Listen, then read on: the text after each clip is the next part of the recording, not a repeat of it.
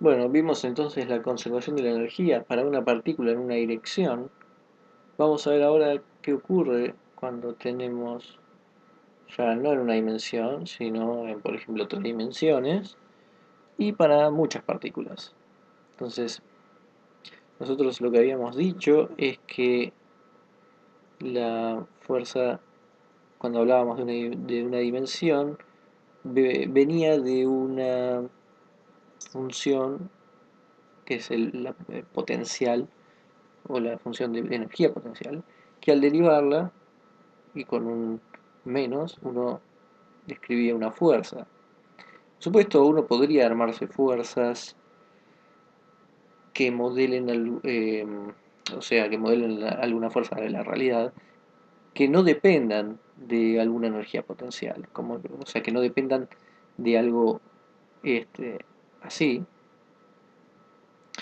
Pero en general a la naturaleza le gusta bastante, o mejor dicho, no le gusta fuerzas no conservativas. Es algo discutible, pero en general lo que vamos a ver es que vamos a poder describir distintas fuerzas mediante una función potencial, ¿no? Que se pueda derivar de una función potencial. Entonces estábamos en esto de ver qué pasa en más de una dimensión y con muchas partículas. Entonces recordemos que tenemos nuestro espacio de configuración, los x, y va a representar todas las posibles coordenadas. Y en este caso vamos a tomar que y ya sea no solo las dimensiones, sino además que también corra para numerar cada una de las partículas. Entonces, si tenemos un sistema de n partículas, vamos a tener 3 por n y s. Esto entonces es notación. Entonces, las ecuaciones de movimiento que teníamos para cada uno de estos casos era mi xi punto punto igual a fi, que dependía de la x, digamos, en el espacio de configuración. Para cada coordenada tenemos una masa mi y una componente de la fuerza fi. Cada componente de la fuerza puede depender de todas las posiciones x, ¿no? Que es lo que representaba esto del x entre llaves, todas las posibles posiciones. Entonces ya habíamos visto en el caso unidimensional que la fuerza es menos la derivada, que es lo que mostré recién. Esta era una definición para B. No, como decíamos antes, no necesariamente es una condición especial sobre la fuerza, pero en más dimensiones las cosas se van a complicar un poco más. Generalmente no es cierto que si uno tiene un conjunto de fuerzas F1, F2, etcétera, Fi, que es, si uno tiene todas estas fuerzas, entonces no es cierto que todas pueden ser derivadas derivando una sola función b de x. Entonces sería tener un nuevo principio que nos diga que cada una de las componentes de la fuerza pueden ser, se pueden describir como derivadas parciales de una sola energía potencial, una función B. Entonces voy a ponerlo como un principio que voy a pedirle que para cualquier sistema que yo tenga muchas FI, que yo lo pueda deducir mediante un potencial, ¿no? Entonces es como que le estoy pidiendo una definición. No va a ser cualquier cosa a los Fs. Estoy diciendo va a tener que ser lo que voy a decir ahora, que cumpla algo parecido a lo que vimos en una dimensión. Así que para cada sistema existe un potencial P de X tal que, y es justamente lo que queremos que valga, que f de i pero ahora estamos considerando muchas partículas, 3 dimensiones, se da la derivada, y ahora sí estamos tomando en función de x, y, la derivada parcial. Entonces esto lo pedimos como, como una ley natural. Y lo que estamos pidiendo claramente, por lo que vimos antes, es que esto, que en general cumpla la conservación de energía. Entonces, yo ahora la b, la función b, ya no me la puedo imaginar como antes, ¿sí? Porque era en una sola dimensión. Acá tengo 3n dimensiones y entonces hay que hacer el mismo análisis, pero suponiendo que estamos en mayores dimensiones.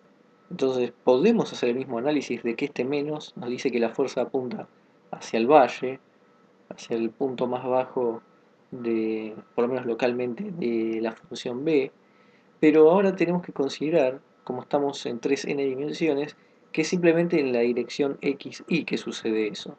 Entonces se puede pensar en cierta dualidad sin tener la necesidad de imaginarnos qué puede ser estar en un espacio de 3n dimensiones.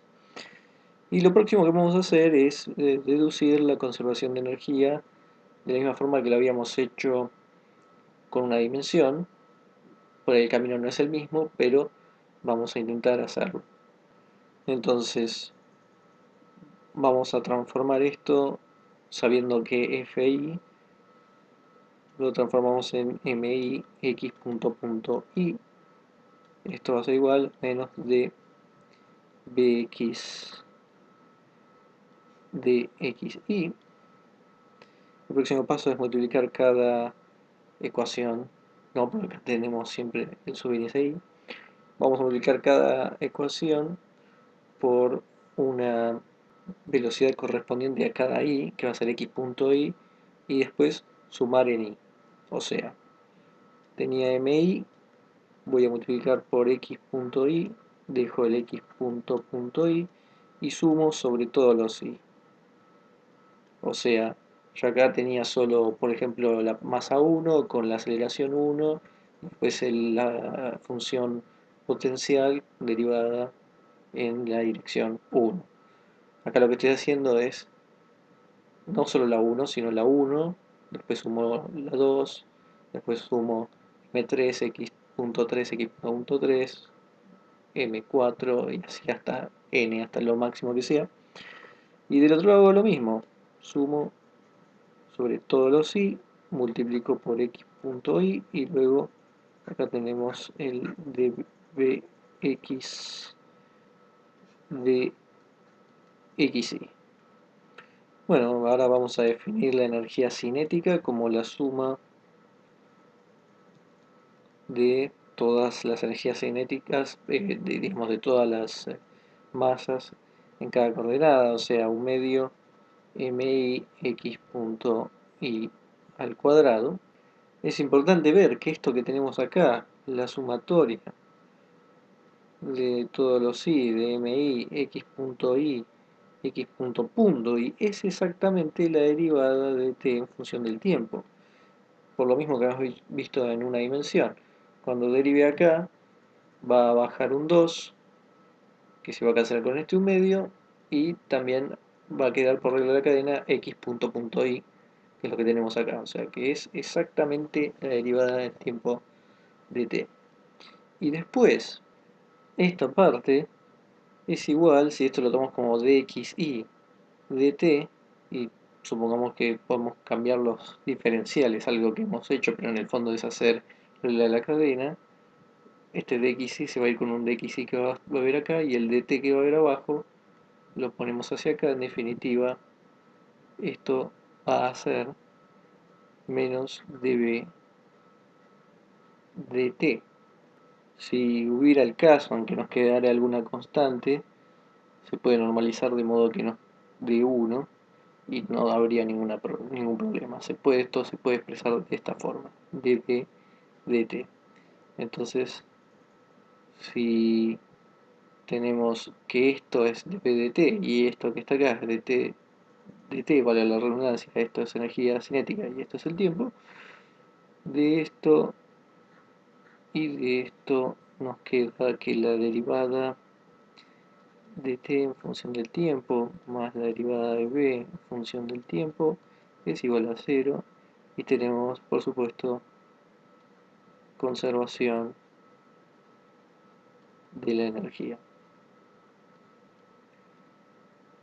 Bueno, entonces esto es similar a lo que vimos en una variable.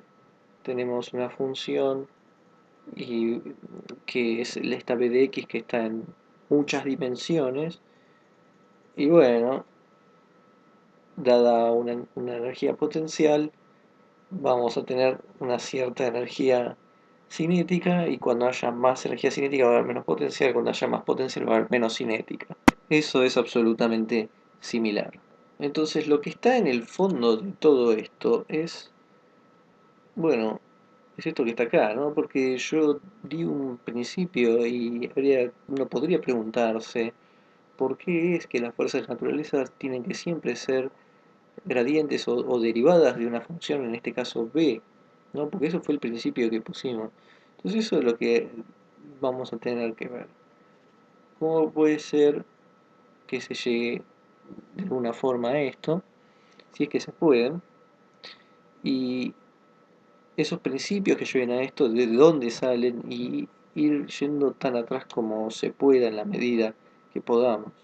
Entonces uno empieza con que tenemos esta energía potencial, esta función potencial, o la fuerza definida en función de una derivada o un gradiente de una función potencial, pero entonces podemos decir que esto viene de un principio de acción, uno puede ir más atrás y decir que esto viene de las leyes de mecánica cuántica o que vienen de la teoría cuántica de campos, y uno puede irse para atrás, pero en algún punto tiene que parar y decir las cosas son así. O bueno, seguir luchándola también, pero eh, en cierto punto uno pone los principios que representan algo observable. Entonces una última cosa que podemos decir es, eh, acá tenemos una lista de distintos tipos de energía que generalmente uno puede escuchar, como la energía mecánica, la del calor, energía química, energía atómica, nuclear, energía magnética, energía de radiación o radiactiva. Entonces, por ejemplo, la energía mecánica generalmente es lo que se le llama a lo que estuvimos llamando energía, la suma de la energía cinética más la potencial. Eso es un término que se usó hace mucho tiempo, pero generalmente aplicado a la mecánica clásica más en el sentido newtoniano, objetos visibles largos, este, planetas inclusive. En estos casos generalmente el potencial es el gravitatorio. En el caso del calor contenido en un gas o en una colección de moléculas, también estamos hablando de energía cinética y energía potencial. La única diferencia es que eso está en un movimiento caótico, y entonces es muy difícil llevar la cuenta de cada partícula en particular, valga la redundancia. La energía química tiene que ver con los enlaces químicos, ahí es donde está la energía guardada de cierta forma, pero estamos hablando otra vez de una combinación de energía potencial y energía cinética de lo que conforma una molécula. Tanto en la química como en la atómica nuclear estamos hablando de cosas que ya están relacionadas con mecánica cuántica y donde se mete obviamente la energía cinética y la energía potencial que están en esos rangos. En el caso de la energía magnética, tanto como la electrostática, ya estamos hablando de energía potencial asociada con fuerzas de atracción o repulsión coulombiano, de partículas cargadas. Y en el caso de la radiación, es la energía que está justamente en la radiación electromagnética.